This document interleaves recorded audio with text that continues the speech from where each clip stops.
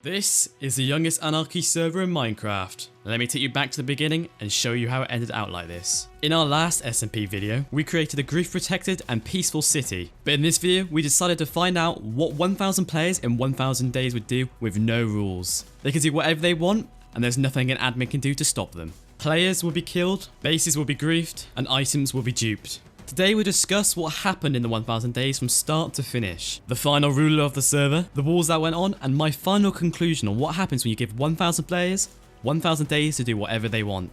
Alright, let's start from the beginning. Upon opening the server, within 5 minutes we had 50 players online, and the number just kept going up. But with that, one thing was evident. The server's TPS kept going down. Every single time I typed the command in chat, the number would get lower. 17, 16, 15, and it kept going. And once it hit below 5, that's when I decided to restart the server. Something was clearly going wrong. I'm not exactly sure. Maybe a memory leak or a plugin misfunctioning or something, I don't know. This has never happened before and it was very frustrating. After about 2 restarts and another hour of me trying to fix it, I think it finally was fixed. The TPS was staying around 13 to 15, which is good. Not only that, but we also kept most of the players. Still 40 players were online playing at this point. And also, while I was running in the forest and got about 3,000 blocks out, the players actually managed to kill the Ender Dragon. They killed it in under an hour with all the lag. Absolutely incredible. I don't know how they did it. Judging by the chat, it was clear that everyone wanted to be the ruler of this server. Everyone wanted to be in control and be the most powerful that there was. But as you find out as we go, it's not quite as simple as that. While the other players were killing the Ender Dragon, me and my teammates had a different plan. The name of the game was to get the best enchants and control the server. We wanted to control 0-0 for ourselves. But little did we know how difficult that was actually going to be. By about an hour and a half into the server, my whole team was in full diamond armor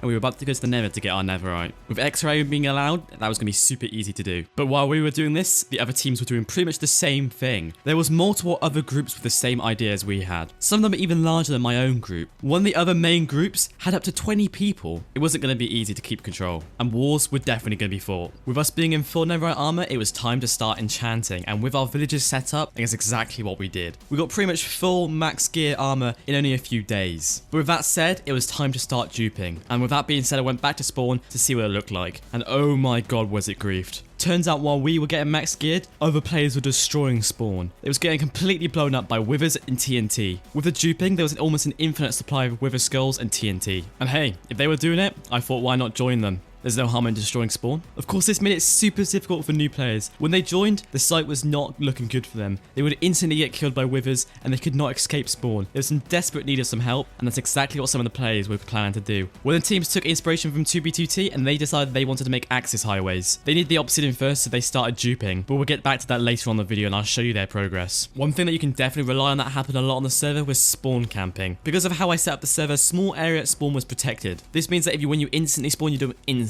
die. And what would happen was OP players would wait at spawn, and when someone spawns, they would chase it down and kill them. There was a pressure plate which TPs you random somewhere near spawn, but if you had an light show and some rockets, it was pretty easy to find people. Another thing that definitely happened a lot on the server was crystal PvP. It turns out sharpness 5 swords don't really do that much damage against full netherite opponents, but I'll tell you what does do a lot of damage: end crystals. You place it down on obsidian or bedrock, and you make sure that your feet is lower than the crystal, and you can blow it up. You take no damage if you're below it, but a player on the same level would instantly die. If they didn't have 5 or 10 totems on them, you could easily kill them in a few seconds. And that is definitely what I did a lot. I made sure to kill the OP opponents quite a lot. Meanwhile, one of our teammates was building the new base. This time we built it even further away from spawn, about 6,000 blocks, and we built it down at bedrock. The entrance was a secret hidden way in the ravine, so no one was going to find it. We made it completely out of netherite blocks, and we made a massive PvP arena in there as well to practice our crystal PvP. Not only that, but we kept maxing out our gear and added more and more custom enchants to it just to make it that much more special. Our gear was definitely the best on the server and all the players always try to kill us to get it. But luckily for us, we put Curse of Vanishing on all of it. No one was going to get our gear, and if we died, it was going to disappear. By day 500, there was a clear problem with the server. New players were instantly quitting because they either couldn't get out of spawn, or when they built a house near spawn, they found out that it gets grief. Some players just didn't get the memo, and they didn't realize that this was a 2B2T server. So the player count kept dropping. It would get to some points that during the day, we'd only have 10 people online at a time, and only the most powerful players could survive. If you didn't have someone on your team who knew how to dupe, you were basically done for. The amount of DMs that I got from players saying that they died and they wanted their stuff back was absolutely insane. It got to the point where all the players were so sick of the toxicity on the server